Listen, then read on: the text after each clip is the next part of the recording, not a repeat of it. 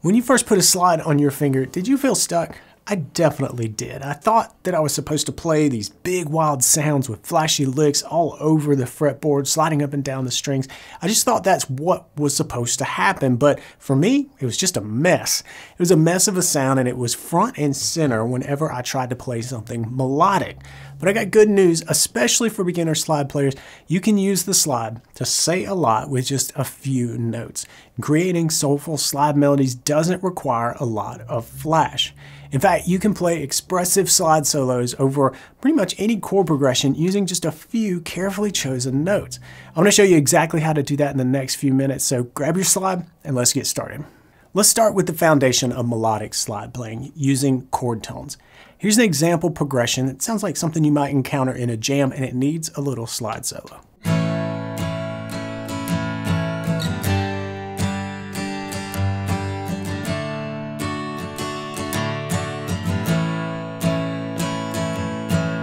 And here's a short, beginner-friendly melodic solo that you can play over these chords.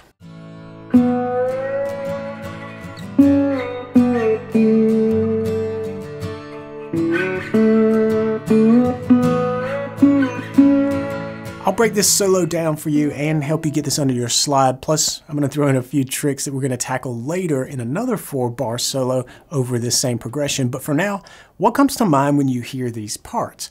To me, frankly, it doesn't scream the blues. It presents a bit of a challenge because it's not in the key that we're tuned to, open G, and I can't really use a lot of my blues licks and tricks that I know. And by the way, if you don't have those yet, stay tuned. I'll share a bluesy guide for getting started at the end of this video. But this progression isn't the blues.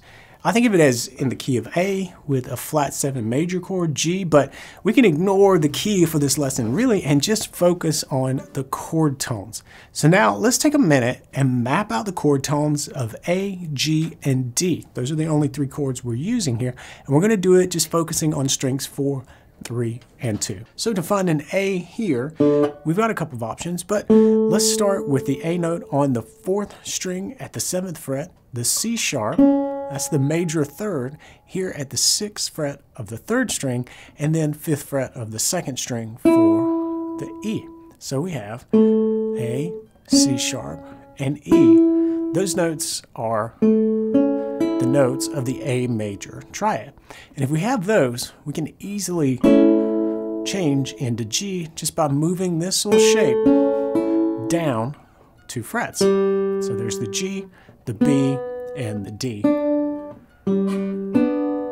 Right? And remember that our chord progression starts in A and moves down into G. And the next up is D, which we can play an inversion of a D major triad right here, just continuing the idea of playing on strings 4, 3, and 2. So that's an F sharp on the 4th fret of the 4th string, the A on the 2nd fret of the 3rd string, and the D on the 3rd fret of the 2nd string.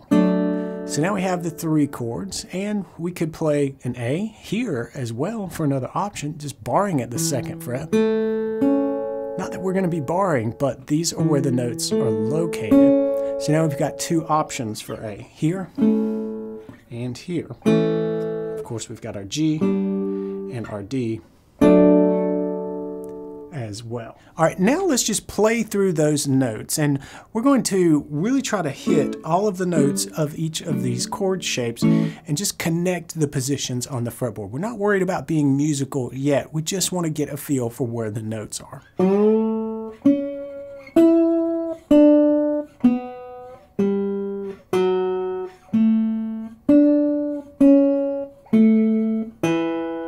So what we did there was take the notes of A major and G major and connect them, but just kind of going up through the chord tones and then down through the chord tones, which sets us up for the D major shape right next door. And then we can come back down if we drop to the A that's here at the 2nd fret, come down through the strings, and we have this really nice map.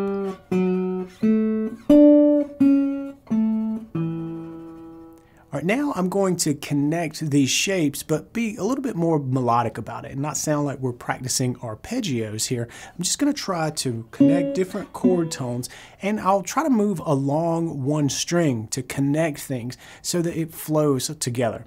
We might come up with something like this.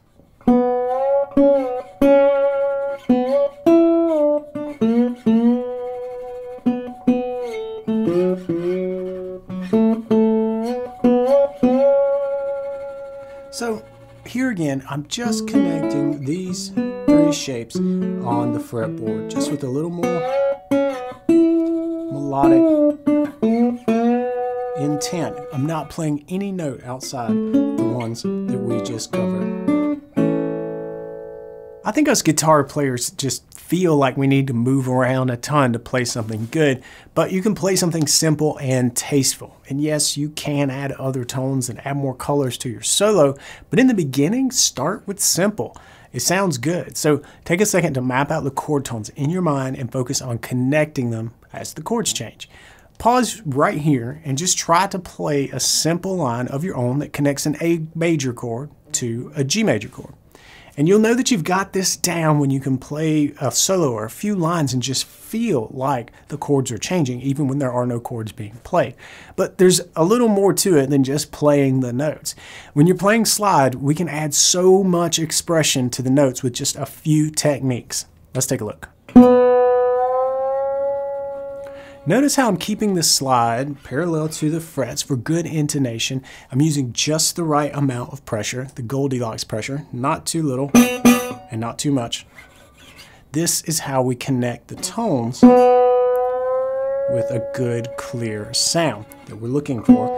And I'm just slowly connecting to. You might recognize that note, the C sharp, as coming from the A major chord. And I'm just sliding into it with a long slide, a long arrival. And we can connect to G just by doing the opposite.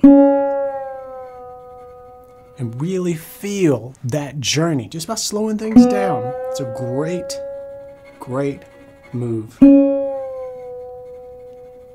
And simple to pull off.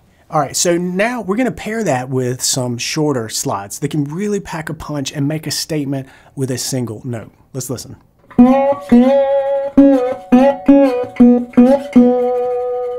See how these quick slides give each note a little more personality. We're not thinking so much about this long scooping journey like we did with a long slide. Here, we're thinking about the note as a way to articulate it, to make each note kind of jump out a little bit by just doing a quick slide into it. We're arriving at the destination in style. But right there I was doing something that I consider one of the most important techniques for slide guitar, and it's one that you'll never actually hear: muting. Without muting, everything just kind of runs together and your slide gets this sort of rubber bandy sound. But we can separate the notes just by bringing your finger. In this case, I'm going to stay on the third string and bring my index finger back to the top of the string. And I snuck in the second string there. But we've got some nice separation going on just by bringing the finger back to the string to stop it from sounding.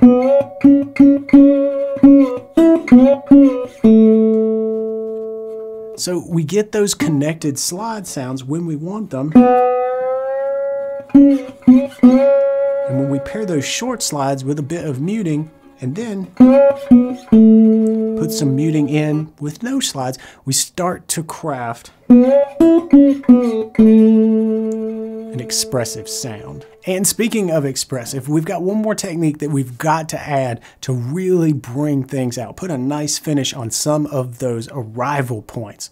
Vibrato. When you've got a note that needs to sustain, this is a perfect place to add a little vibrato to make this really sing. To do that, move up to your properly intonated note where your slide is directly over the fret, so that's a good pitch. And what we're going to do is just pull back a little, so a little flat, and then back up to the fret. And we're just going to make that movement, slow or fast, right? You'll dial this into your taste. Just repeat that. You could also go a little sharp and a little flat.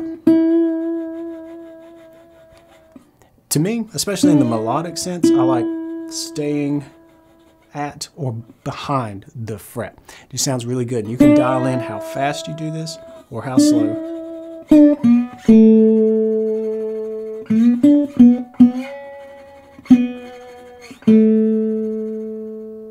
Practice each of these techniques slowly and with some focus at first. Really take one of them at a time and work on it until it feels natural.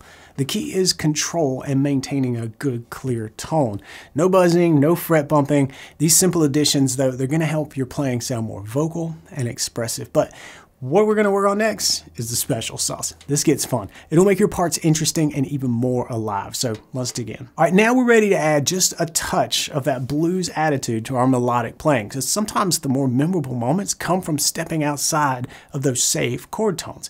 I'm going to show you what we can do with this idea using just one note. Let's use our D chord for an example. We know that note that's a major third is the F sharp. And if we just go up from the D along the second string, here's our second E, here's our third F sharp at the 7th fret. Now, if instead of making that jump, we drop back to the 6th fret, that's the minor third. And what if we use one of our slow slides and then finally come home to our root, D in this case. So we would start here. We get a real bluesy bending sound here. It really adds some character and lets us kind of get in between the notes, using the slide to do what the slide is meant to do.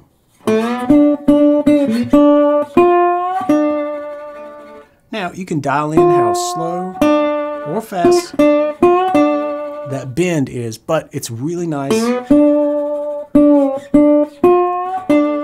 and bluesy to get in there in the middle of our melodic solo. All right, this is where you can let your ear be your guide. You don't need a lot of these moments. One well-placed bend can really take your whole solo to the next level. Think of it like seasoning. A little bit goes a long way. So try this around the third of each chord in your progression and see which one you like, and then dial in your bend to taste. But just remember to take your time with the slide movement. That slow push in this case really makes it special. And the magic happens when you combine all three of these elements that we've covered today. You got your chord tones as kind of the foundation. You've got some expressive slides, slow and fast with some vibrato. And now you've got this little touch, that little blues attitude to sprinkle in when the moment feels right.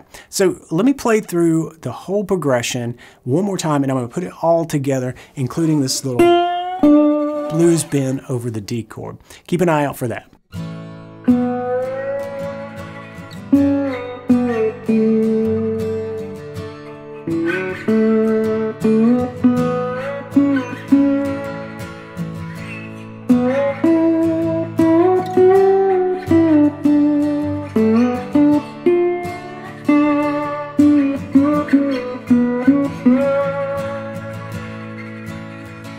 Earlier I mentioned those blues tricks that we can use in open G tuning. And while these melodic solos are really great, they're beautiful, sometimes you just need to dig in and make your guitar growl. So click right here and I'll show you how to play classic blues licks in open G tuning using my endless slide lick generator. I'll see you there. Until then, practice smart and play on.